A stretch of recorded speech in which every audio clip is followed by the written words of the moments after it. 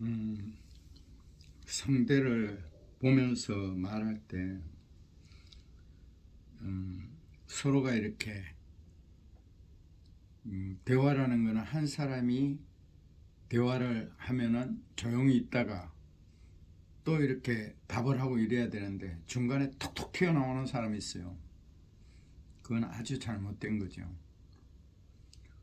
그리고 자기하고 틀리면 이렇게 폭삭 말을 쉽게 해요. 예수 믿어도 그 성품이 바뀌지 않았다는 거예요. 그거 다 고칠 수 있어요. 분노 내고 이러는 거 그거는 바뀔 수 있는데 나는 어쩔 수 없어. 나는 뭐 이렇게 팍 말을 해놓고는 나는 먹은 마음이 없대. 상대방은 벌써 총알에 맞아 죽었는데 그런 말 하면 안 돼요. 그거 절대 나는 먹은 마음이 없어. 이런 거는 안 맞아요. 그래서 우리가 저희 안에는 이제 비가 오면은 사람이 다 틀리다는 거죠. 비가 오면은 뭐 흐리고 이러면은 밖에 나오기 싫어요. 저는 이제 뭐 비가 오고 이러면은 오히려 더 드라이브 하고 싶고 이래요. 사람이 다 틀리다는 거죠.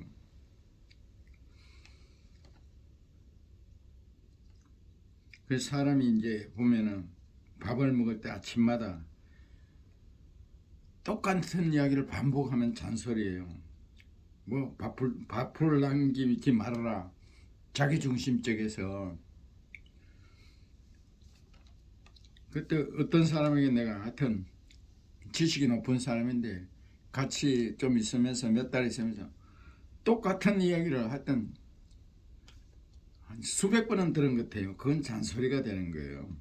물론 그분도 자기 아는 지식을 가르쳐주기 위해 염려스러워서 이렇게 하시겠지만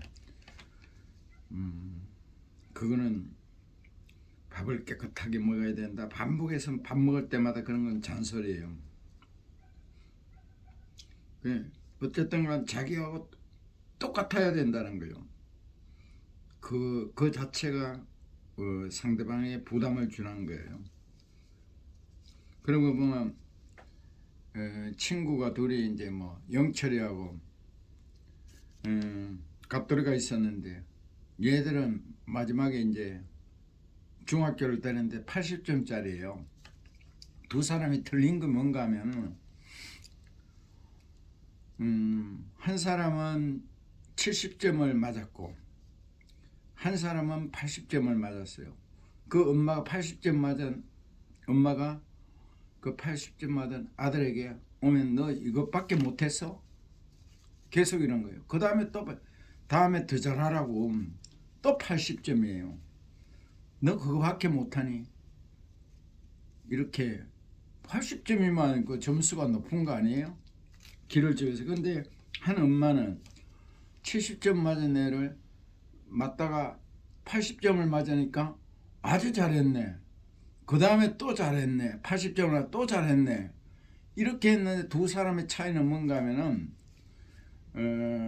처음부터 80점 맞은 엄마가 이렇게 너 왜 80점밖에 못 받나 이런 애는 계속 자기가 못하는 아무것도 못하는 걸로 나는 아주 자존감이 낮고 아무것도 못하는 사람으로 살아가게 되는 거예요. 영원히. 그리고 70점 맞은 애가 80점 맞은 애가 계속 엄마가 칭찬한 애는 나는 할 수 있구나. 다 잘하는구나. 세상에 나오면 세상 경쟁 속에 나오면 누가 성공하겠어요. 이런 것이 굉장히 중요하죠. 사람은 내가 이제 막 이렇게 참 봤는데 돈도 주고 경제도 해결해주고 사랑도 주고 마음도 주고 이거에 사람이 바뀌지 않더라고요. 사람이 이렇게 심리 장애가 있는데 거기 바뀌어야 행복하게 살 수 있거든요. 그냥 끈안고 가는 거예요. 근데 이것이 이웃이 그걸 고치려고 애써주고 돈도 주고 사랑도 채서 이 바뀌지 않는 거예요. 내가 경험한 바로는 그냥 본인이 어떤 고통을 받거나 예수님을 만나거나 본인이 바꾸려고 발버둥 쳐지 않으면 절대 바뀌지 않아요. 바뀌지 않으면 행복할 수가 없어요. 이 땅에서.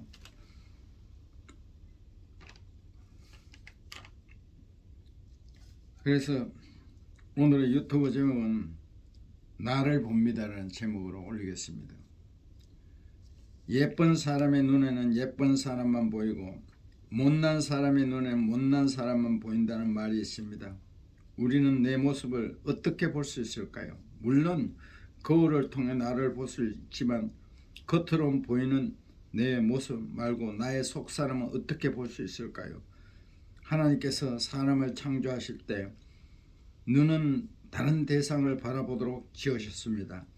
그렇기 때문에 우리는 눈으로 보이는 것을 확인하고 위험을 피하기도 합니다. 그런데 다른 대상을 바라보다 보니 사람들의 모습이나 반응에 민감하게 됩니다. 그래서 우리는 본성적으로 다른 사람을 보면 판단하는 것에 익숙합니다. 하지만 상대적으로 내 모습은 모른 채 살아가는 것입니다. 사도 바울은 유대인들의 죄를 고발하면서 가장 먼저 이런 말을 합니다. 남을 판단하는 사람아, 자신을 모르면서 상대방의 행동에서 잘못된 모습을 발견하고 판단하려고 했던 유대인들을 향하여 경고의 메시지입니다. 이어 남을 판단하는 것으로 너도 같은 심판을 받게 될 것이라고 말합니다. 이 말은 다르게 생각해 보면 내가 누군가를 판단하고 그 사람을 비난하고 있다면 그 사람과 동일한 죄를 저지르고 있다는 말입니다. 부모는 자녀를 보면서 매우 기뻐합니다. 자신을 닮았기 때문입니다. 그런데 어떨 때는 사랑스러운 자녀가 이웃이 미울 때가 있습니다. 이 또한 자신을 닮았기 때문입니다. 그래서 자녀는 나를 보게 하는 거울이자 또 다른 나인 것입니다. 내 자녀의 어떤 모습을 싫어한다면 그것은 내 안에 있는 그 모습을 싫어하는 것입니다. 그래서 우리는 다른 사람을 판단하는 것 같지만 결국 그 판단은 나 자신을 향한 것임을 알아야 합니다. 나 자신을 사랑하지 않는 채 다른 사람을 사랑할 수 없고 나를 소중히 여기지 않고는 다른 사람을 소중히 여길 수가 없습니다. 결국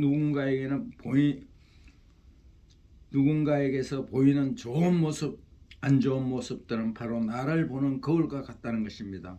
남의 눈에 티가 보이면 내 눈에 덜보가 있습니다.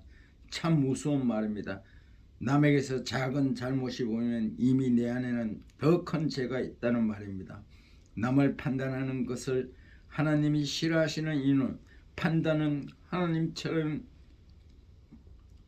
죄이기 때문입니다. 성경은 오직 판단하시는 분은 하나님 한 분이시고 라고 말합니다.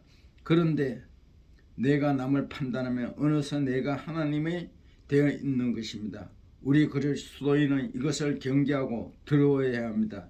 때론 신앙을 가지고 살면서 다른 거룩하고 세상을 더럽다고 생각하는 때도 있습니다. 하지만 그런 판단 역시 잘못된 것임을 알아야 합니다. 거룩한 하나님 앞에서 나는 깨끗하다고 할 수 있는 사람 아무도 없습니다.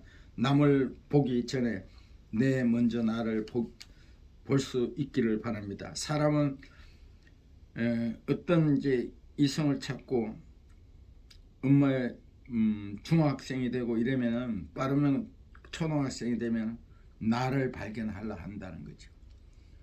나의 속사람이 건강한가 이걸 발견해야 돼요. 그래야 직업에 기천이 없습니다. 그래야 이 세상에서 행복하게 살 수 있습니다. 기도하겠습니다. 통치자 되시는 하나님 아버지, 우리는 나보다 남을 보며 감사하지 못하고 불평하기도 했고 판단하기도 했습니다. 이런 우리의 연약한 모습을 용서해 주시고 언제나 나를 돌아보면 겸손히 살게 하옵소서. 예수님의 이름으로 기도드립니다. 아멘.